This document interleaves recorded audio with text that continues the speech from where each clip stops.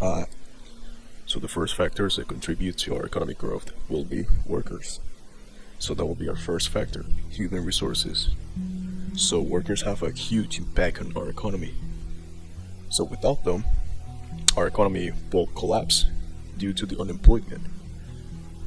And we need educated like workers, so they are like high skilled workers, tends to give like high quality of work, and that will be much better than having workers that doesn't have any type of education.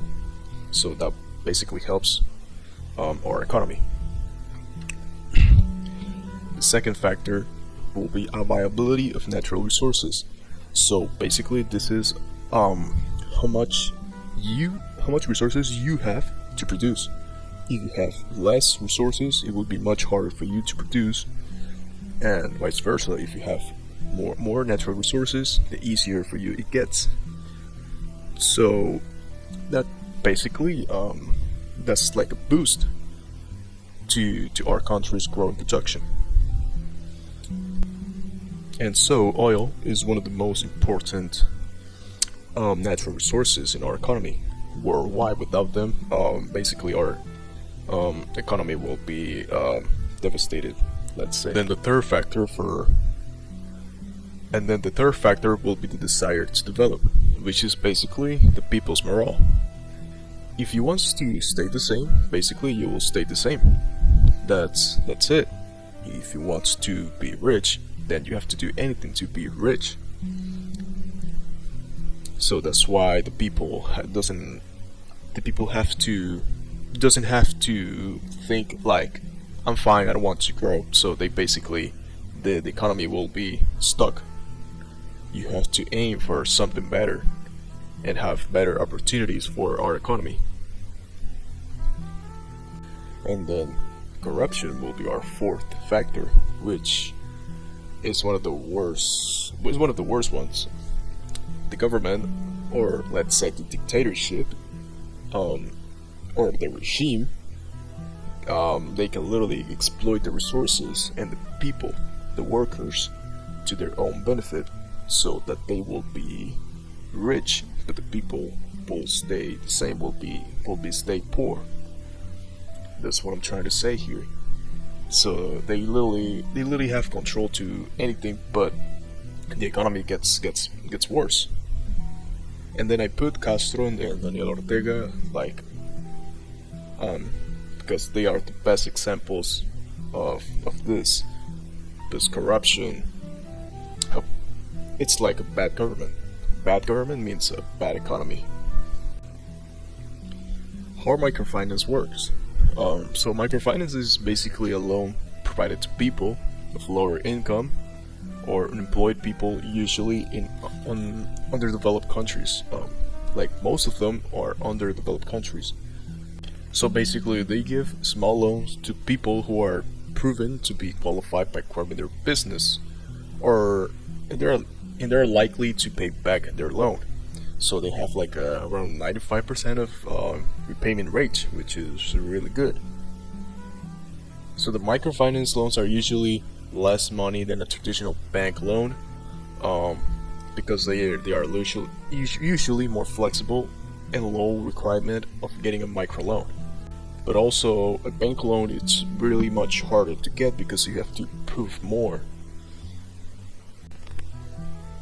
So my entrepreneur is Jabelkis Ramona. She's from Nicaragua, and her business is about the coffee production, which is an essential part of the economy of this country. So basically, this goes to the agriculture sector. So she needs a loan of $1,225 to help her to maintain her coffee production in an area of 3.5 acres. So she lives in the northern region of Nicaragua, which there's a small community. Well, they help each other a lot, and they're really humble people. They're really nice people. So yeah, I feel connected to this applicant because this is my home country, Nicaragua. And yeah, they're like really hardworking people who spend most of their life working on farms and try to support their family. Yeah, they have a family, they have kids to feed, so they have to work selling coffee or doing other activities that farmers do. But this region of the world is really hard to survive.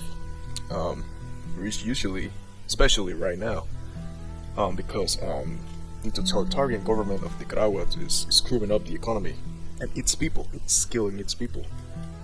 And also, yeah, I mean, agriculture is one of the most important aspects of Nicaragua industry, but yeah, if the government doesn't, if, as I said before, is the government bad, the economy will be bad. So the things are getting hard for her to pay this loan because there's a political crisis in this country, which crime rates are higher, the economy is getting worse by the terrorist organization of Sandinistas led by Daniel Ortega and Rosario Murillo.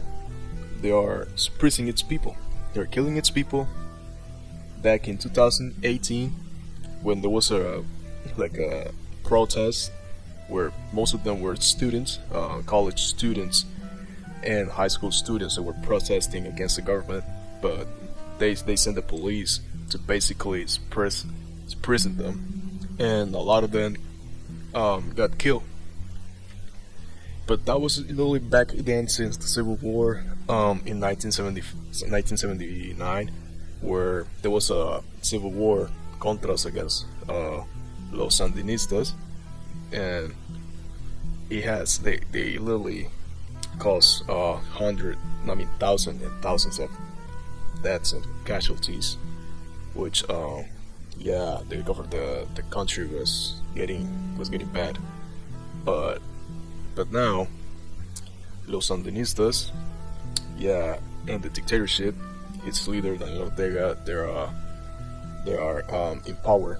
They have the power in Nicaragua, so the economy is getting bad. The crime rates are getting higher, and sadly, it's getting really hard to get the payment, to get the pay back, to get back the pay back the loan. And so yeah, God bless Ubelkis and her family and business, so that at one point she could return the loan back and not taken by the government.